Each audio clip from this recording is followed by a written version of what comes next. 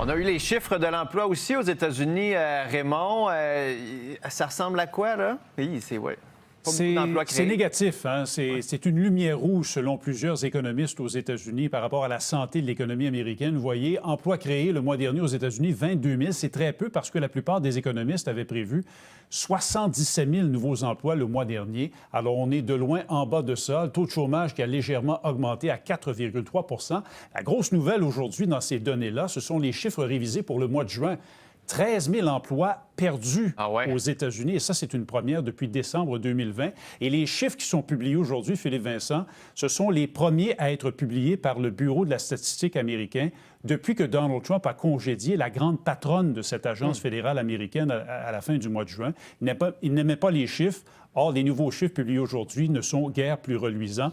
Et qui a-t-il blâmé M. Trump ce matin pour ces chiffres? C'est l'homme que vous voyez, Jerome Powell, le président de la Réserve fédérale américaine, sur qui il fait pression depuis des mois pour qu'il baisse les taux d'intérêt aux États-Unis.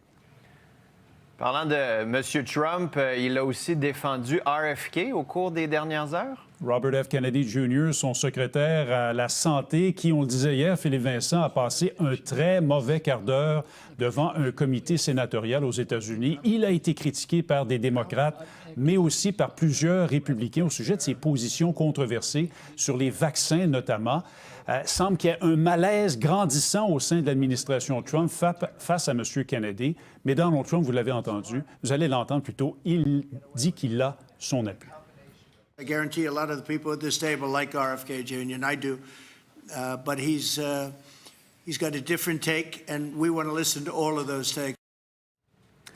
Vous dire en terminant, Philippe Vincent, que cet après-midi, M. Trump doit signer des décrets. On s'attend à ce qu'il officialise le nouveau nom du département de la Défense des États-Unis, qui sera rebaptisé département de la guerre. M. Trump préfère ce nom-là.